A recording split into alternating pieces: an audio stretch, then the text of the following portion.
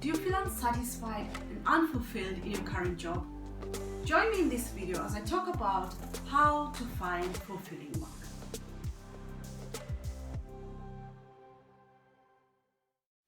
First of all, I would like to reassure you that there's nothing wrong with you if you're in your 20s, 30s or 40s and you still haven't found fulfilling work. Most people are unhappy and unsatisfied with their jobs, but very few admit that to themselves, and even fewer realize that they can actually do something to change their situation. So yes, you can change your situation, but only you can do that for yourself. I am a strong believer of the fact that people who are happy and fulfilled in their workplace are happier generally. And in fact, positive psychology studies have shown this. They've proven that people who are happy and fulfilled at their workplace tend to be generally more happier.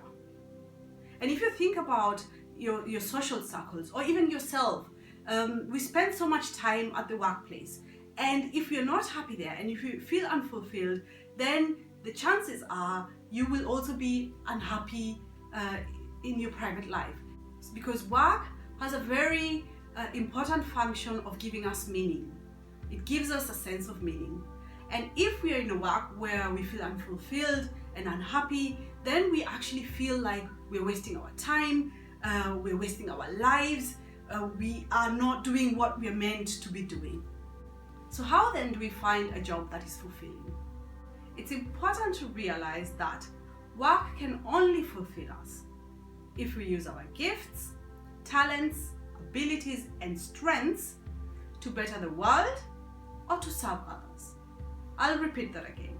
Work can only fulfill us if you use our gifts, talents, abilities and strengths to better the world or to serve others. So finding a fulfilling job starts with self-knowledge, self-discovery and self-love. Knowing what your talents are, what your abilities are, what your strengths are, and what you're good at.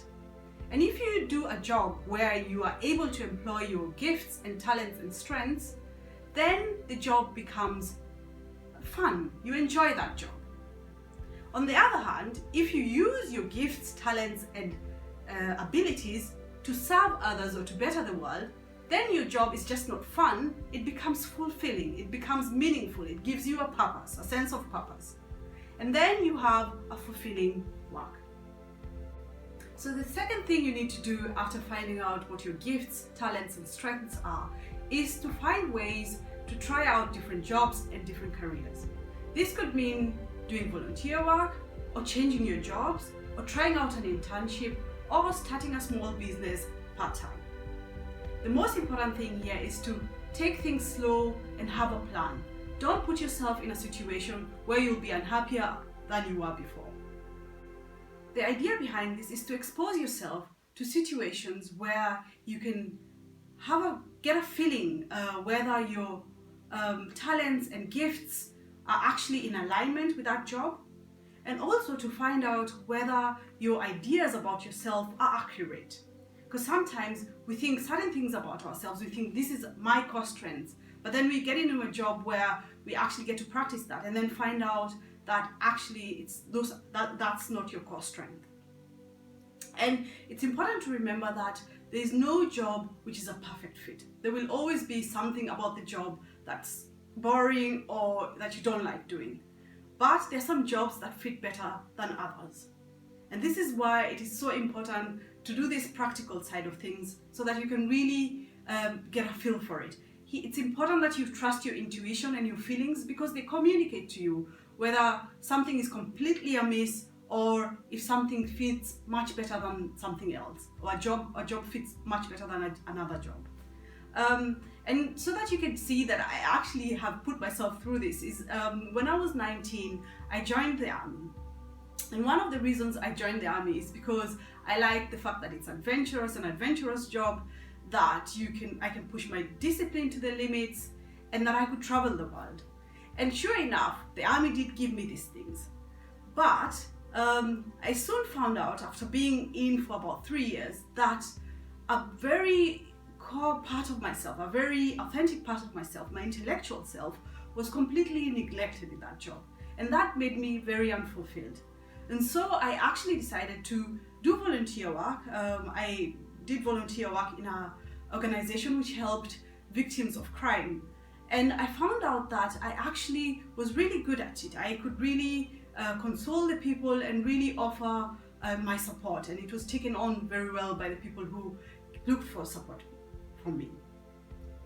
And then I found out, then this gave me an idea that I actually could be suited to do work in the area of psychology. And so that's how I ended up studying psychology. And after my bachelor's degree, I went and did an internship at a psychiatric hospital, only to find out that clinical psychology is definitely not the area I want to work in. And that sent me spiraling down into a crisis of meaning. I was so distressed because I had spent so much time, so much money, and so much energy doing my bachelor's degree, only to find out that I didn't want to work in clinical psychology. And I decided to just take a break and just find out what I wanted and how the journey should continue. So I took a break from studying. And in that break, I decided to look for a job. And I got a job at a children's home where I worked as a support carer. And 2 years into that job, I thought to myself, okay, maybe the setting was not the right setting. So like working in a psychiatric hospital, maybe that was not the wrong setting. And maybe I should try a counseling center. So I applied for an internship in a women's counseling center. And 4 months into that internship, I knew in my heart, in my deepest self, that that was not what I wanted to do. And I had to be true to myself, and this is why I talk about trusting our intuition and having a feel for what your inside is communicating to you. So I spoke to my boss about it, who was leading that counseling center, and she was a really good lady, and she advised me to look for a master's degree which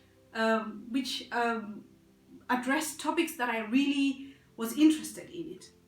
And she was so nice to agree to terminate my internship prematurely. And so I went on the internet and I thought to myself, okay, I enjoy exploring the topics of religion and spirituality, and I do love psychology. So is there any master's degree where these two topics are addressed? And sure enough, I found a master's degree with the name of Psychology of Religion. And as I explored that degree, I saw that it addressed topics of like meaning, how to live a fulfilled life, what makes for a good life, and which positive psychology, which also talks about strengths and stuff like that, which are topics which I really am fascinated in. So I ended up enrolling to study Psychology of Religion a year later. And these studies, they felt like, yes, this is it. Because in the beginning, as I was 19, when I joined the army, I couldn't articulate what it is that I actually wanted. Or when I started studying psychology, I couldn't really articulate what it is that I actually wanted to do in life. And study of psychology of religion and positive psychology actually revealed to me that my desire is to actually motivate and inspire people to live a happy and fulfilled life. But I wouldn't have found that out if I didn't join the army at my younger age, because joining the army made me find out more about myself. And so this is why it's important for you to also go out and try different things so that you can be able to get a really strong self-concept. And that's the only way you're able to achieve that, because we can have all these ideas in our heads, but we have to try and see if they match up to reality. So if you want to find fulfilling work, you have to start with self-knowledge. Find out who you are, what your gifts are, what your talents are, what your strengths are, and find out ways how to use that to better the world. I'm soon going to do a video about how to find out who we are and to really explore ourselves, which are the ways or techniques we can use to increase our self-knowledge. So watch out for that video. And then the second step is going out and trying out these things that we suspect about us or we think that are true to ourselves, to our giftings and our strengths. It's important to actually go and actually put them into practice so that we can see, is it really how it is, you know, our intuition and our emotions, they give us a hint when we are unsatisfied or unhappy, and things are not in alignment as we think, like alignment to our gifting or alignment to our strengths. And so this is why the practical side of it is so important. We have to go out and try things out. Unfortunately, it's not a quick process. It's a slow process, but it's a worthwhile process. If you found this video helpful, then share it with your friends, family members, and work colleagues. And don't forget to subscribe to my channel. That way you get updated when I post new videos. Bye for now.